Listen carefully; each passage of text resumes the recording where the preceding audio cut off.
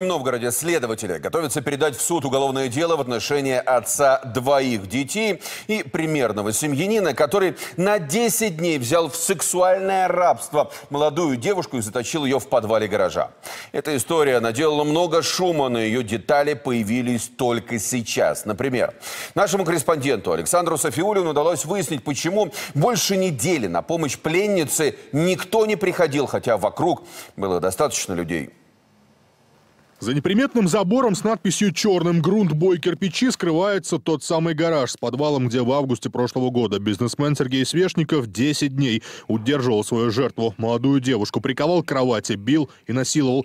Извращенца поймали, точнее поймала следователь по особо важным делам Юлия Храбцова. Помнит в деталях тот день, когда вскрыли помещение и обнаружили там пострадавшую. Это вход в подвальное помещение, где содержалась потерпевшая.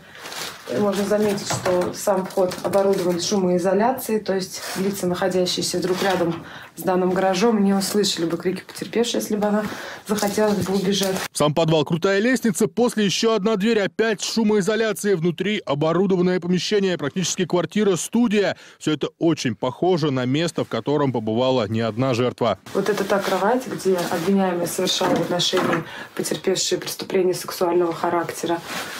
Это, соответственно, ванна у нас, где потерпевшая мылась. Свешников определенно все планировал, но в какой-то момент испугался и сбежал. Его даже объявили в розыск. Большая просьба помочь приехать на его поиски. Такие ролики тогда записывала его жена. У извращенца была семья, 2 детей. Никто и подумать не мог, что он попадет в такую историю. У девушки же репутация сомнительная. По некоторым данным, уже на допросе она призналась, что занималась эскортом, но тогда все пошло не по плану. Расследование дел, связанных с похищением и исчезновением людей, а в этом случае и с насилием, для Юлии Храбцовой всегда непросты в эмоциональном плане. Преступление сексуального характера не первое в моей практике. Это уже стало более привычным.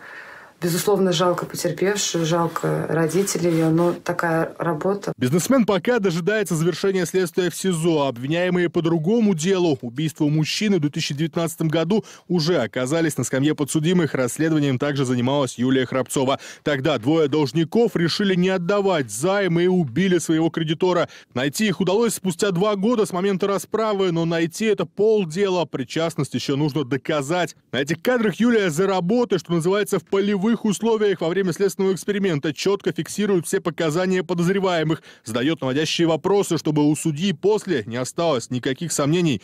Все это неотъемлемая часть жизни следователя. Найти, доказать, зафиксировать. Юлия Храбцова влюбилась в профессию, еще будучи школьницей. Следователем Следственного комитета я работаю уже 8 лет.